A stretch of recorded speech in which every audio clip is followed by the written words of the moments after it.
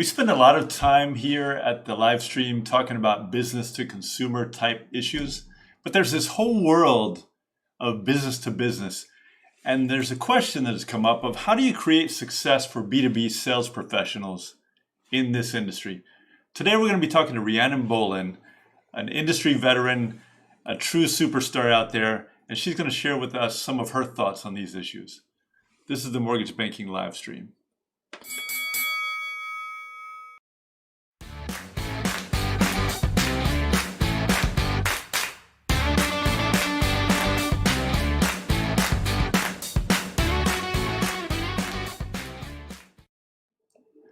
Welcome. This is the Mortgage Banking live stream. Today is September 9th, 2020. I'm Troy Garris-Horn. We are here to educate. We're here to connect. We're here to entertain, have some fun.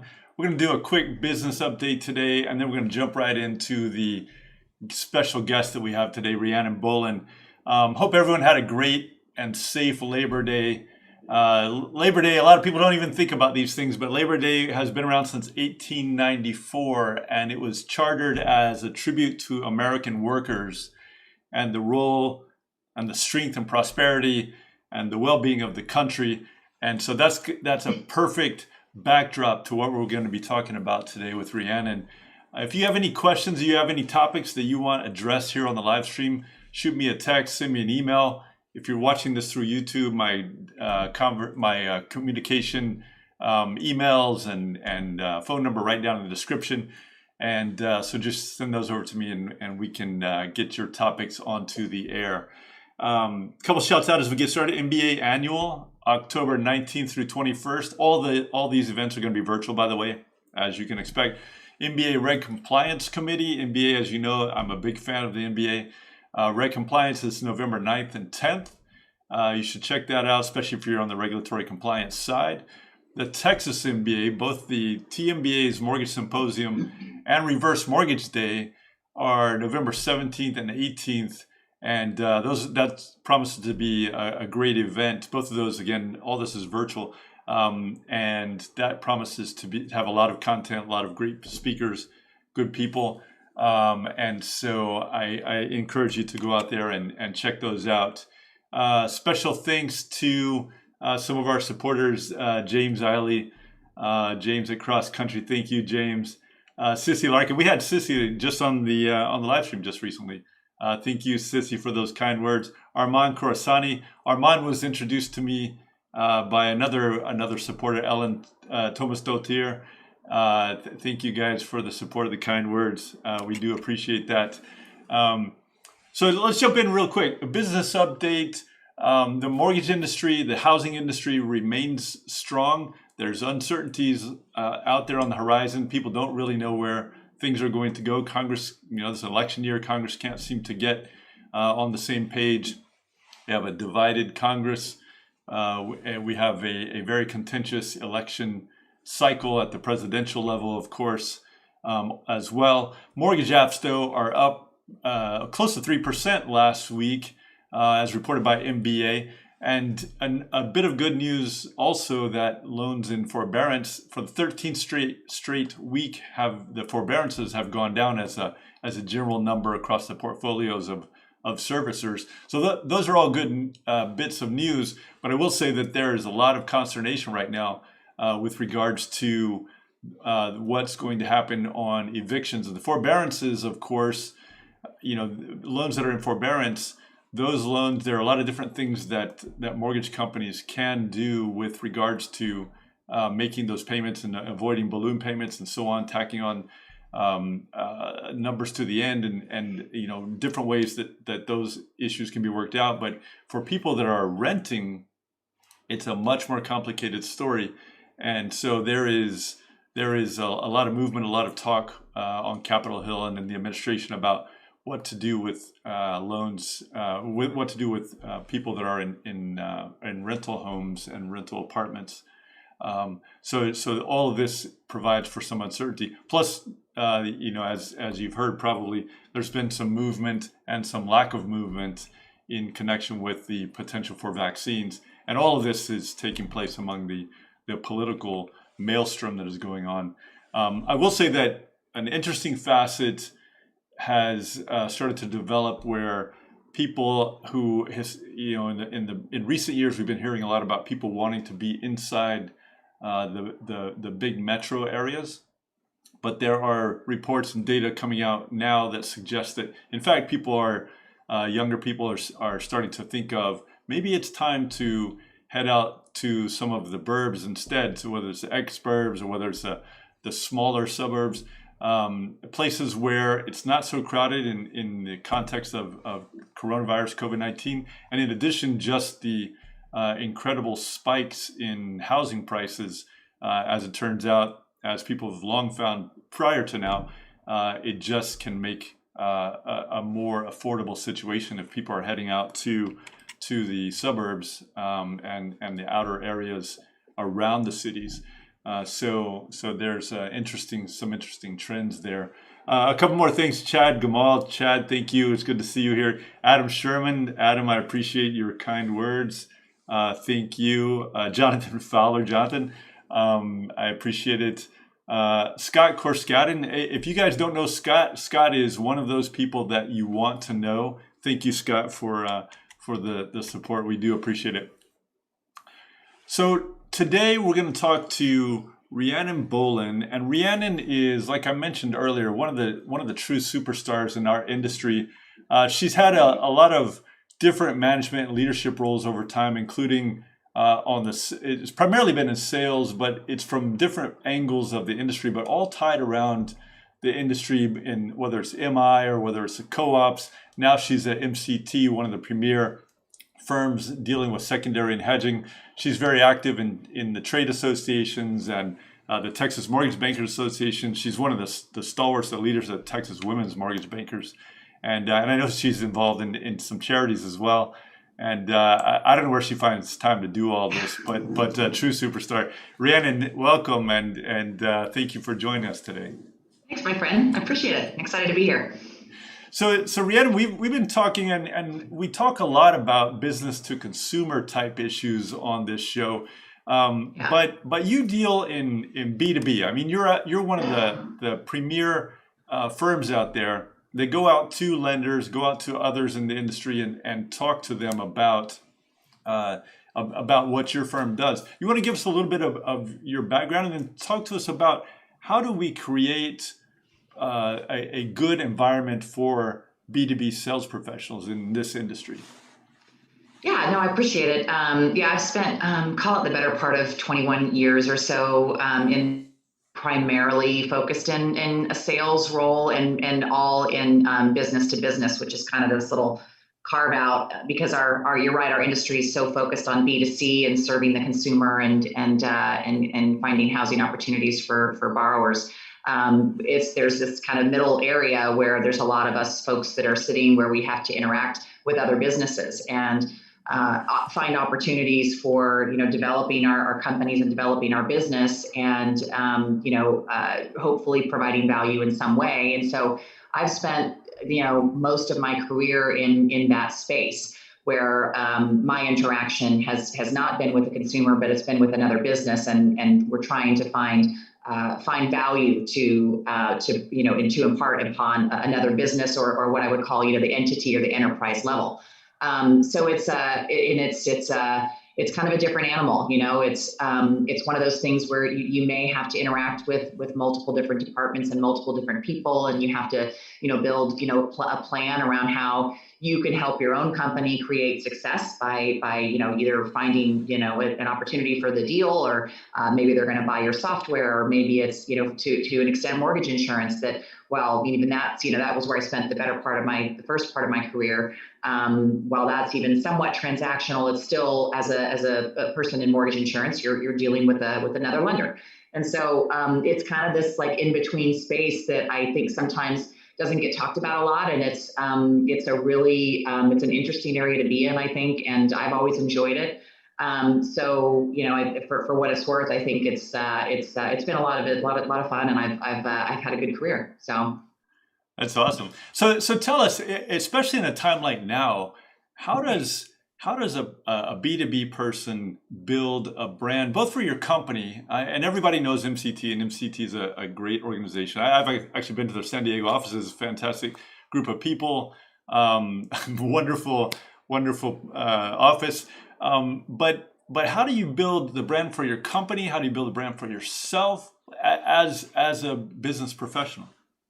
Yeah, it's a good question. I think you hit it right on the head. Building a brand is sort of how you have to approach it, right? Because you have to, in this world, in the B2B world, your reputation, precedes you.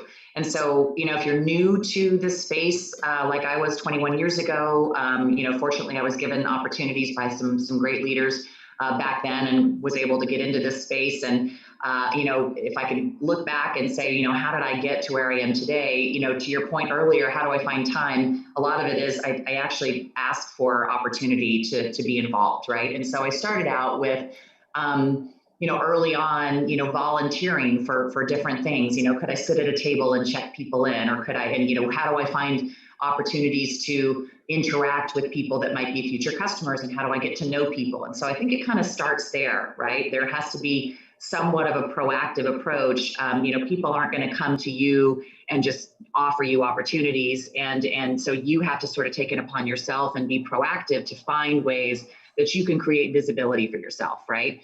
And so over time, what that does for you is you start to get to know people, and you kind of develop these relationships, and more opportunities present themselves. And so in my career, I think it was just more of, hey, what can I do to help? How can I be involved? Asking for, could I take on more responsibility, or to a certain extent, and even now, leadership roles, or can I spearhead initiatives and things like that. And that kind of all starts to build your brand, and you kind of put yourself out there. People know who you are. People know that you're working on, whatever initiative it is that your company is doing, or maybe an association. And, in my case, I'm very super involved, as you know, in the TMBA, and I'm really passionate about it. And so, but at the same time, that brings brand awareness for you.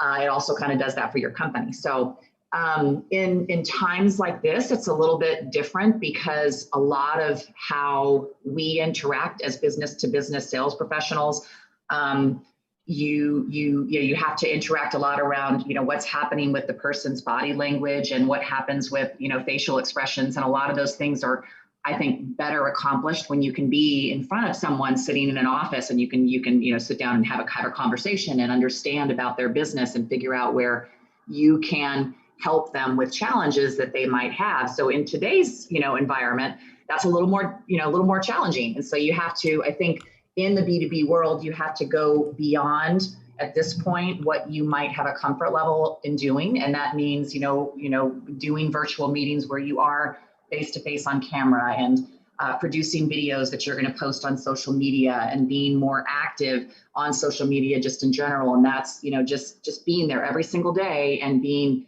visible, and people are seeing you. And if you're not used to doing that now, or it's not something you've been comfortable with, and it's kind of the way that we all have to start thinking about things until the world goes back to the way it was, and the way we enjoy.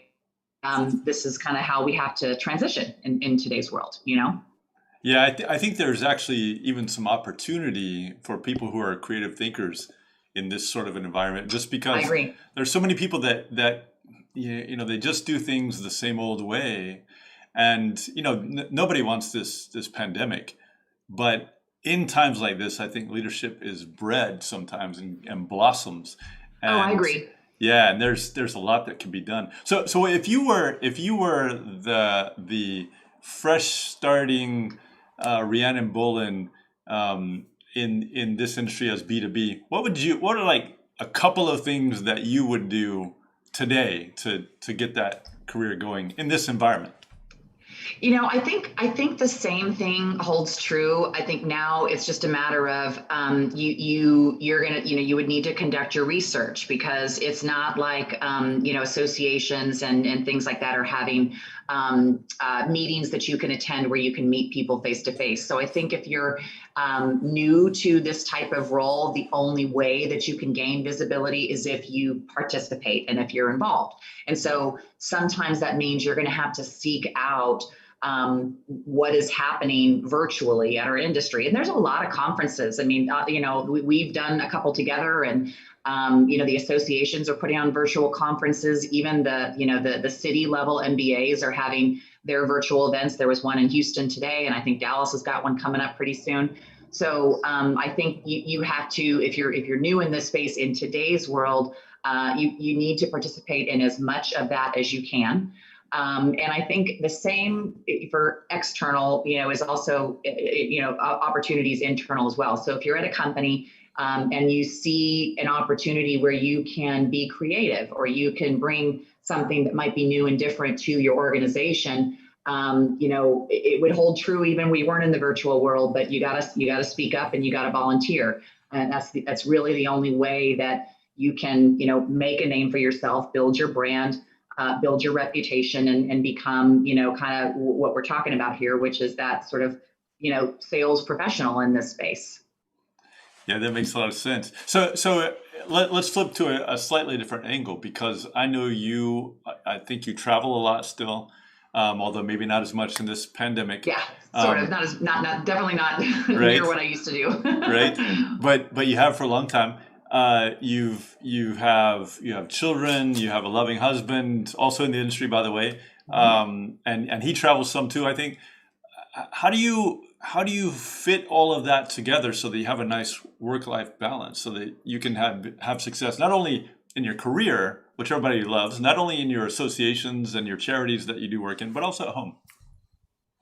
Well, I think the same would go for if we were not in the virtual space. In all honesty, in the virtual area that we're in now, in some ways, I think it actually becomes a little bit easier to manage your time, because you're not having to get up at 5:30 in the morning and drive to the airport and pick up your Starbucks oatmeal and your cold brew and head to your plane, right? So we don't have that necessity today, and that was before we went into the space we're in today. You call it, you were traveling 40 to 50% of the time. So maybe every other week you were on a plane and you had a couple of days away, and then you'd come back. And fortunately, to your point, I have a good support system at home. And that for me hasn't been something that was a super challenging thing, but you still have to manage it well. Over my career, I have been fortunate that I've had companies that have helped me to develop myself. I have invested a lot of money into myself and into my development about how, to be honest, managing your time is a learned trait in some ways, right? And so you hear all these things about, time blocking and assigning, priorities to the things that you have to do in a day. And so over time, as I've spent, however many hours, training on those types of things and learning about how I can best manage my time, it's kind of just developed into where I have this sort of set way of how I schedule myself. And in today's world, it's kind of nice, because I can get up and every morning I can work out. And if you're not doing that, you should do it every day, because there's no excuse. You're not getting on a plane. That gives me energy for the rest of the day. And I can, get, kind of block my day out with the things that are the most, the highest priority, and then kind of figure out where I'm going to put in my social media visibility and when I'm going to post. And I've got it kind of narrowed down even to where, what days and what time am I posting, or what am I going to do? Am I going to record a video that day? And, it's not just natural, for most people. It comes with just kind of disciplining yourself. And that also isn't natural. You have to kind of build that out as a skill set. And so that, I think, has benefited me even in today's time, because, I'm not getting up and going to the airport, and so, or going to customers' offices or anything right now. So I can do that and kind of have some more flexibility, because I don't have to go anywhere. So it actually kind of works out pretty well. Yeah, that's actually a really good point, especially in today's world, right? I think you still, just like you're saying, right, you really got to be regimented, and it is a skill. Nobody teaches you this. It's something you learn, right? how to manage Yeah, I time. mean, there's certainly some, there's people that, and I'm not going to sit here and say that I don't have my own little dash of OCD. And if you ask my husband, he'd probably say it's probably 80%. So I definitely have kind of a little bit of that innate in me where I'm already pretty, scheduled and kind of organized, right? But around the business world and prioritizing your day, typically that's not something that is just a natural trait. It's something that you have to learn how to hone. You've got all these, for me, it's been, just spending time with doing business coaching and how do I develop a plan for myself for the year, and how do I achieve the goals I've set out for myself, and when do I adjust those? And that comes, literally down to day by day, or week by week. What am I trying to accomplish in that time frame? And again, to your point, that's not something I just came into the industry and I knew how to do and I just picked up and I started to do it. It's over time you build that skill set. And then you're not frazzled. You're not trying to figure out how you're going to manage everything. I don't really have that a lot. I mean, every once in a while it gets to where I've got too many balls up in the air, but usually I am so, kind of managed to where it's not, or managing my time to where it's not going to overwhelm me. Yeah, yeah. Wise words. Hey, speaking of which, by the way, I know you have another appointment just after this, so I just want to say thank you so much for joining us. Any parting words as we sign off? No, I just appreciate the time. It's been a lot of fun, and I'm happy for you doing this live stream. It's been really cool to watch it blossom. I think all I would say is for those business to business professionals out there, and especially the ones that are kind of newer into the industry. For me personally, I'm very passionate about mentoring and being involved. And for me, that was a really great way to make a name for myself and develop my reputation. So I'm just going to do a little bit of plug for the TWMB, the Texas Awesome. Women Mortgage Bankers. We have a really great group there, and we actually have a mentor program that we launched. And we have a lot of, I would say newer to mortgage people that have come in and are learning from people that have been in the industry for a long time. So I'd invite you to join us and check things out. I think that's a really important thing. And just develop yourself, invest in yourself, and over time that brand awareness will come. Just thanks for the time. I really appreciate it. It's been fun today. No, thank you so much for coming on and sharing with us. And I know your time is precious, and I know you got a lot going on, especially today even. So thank you for that. Everyone, thanks for tuning in. If you think that we deserve it, subscribe to the channel, share it with your friends if you think the information be helpful to them. Again, if you want to send in comments or questions or topics that you want covered, we will try to get those on. This is the Mortgage Banking live stream, and you guys have a wonderful, wonderful week.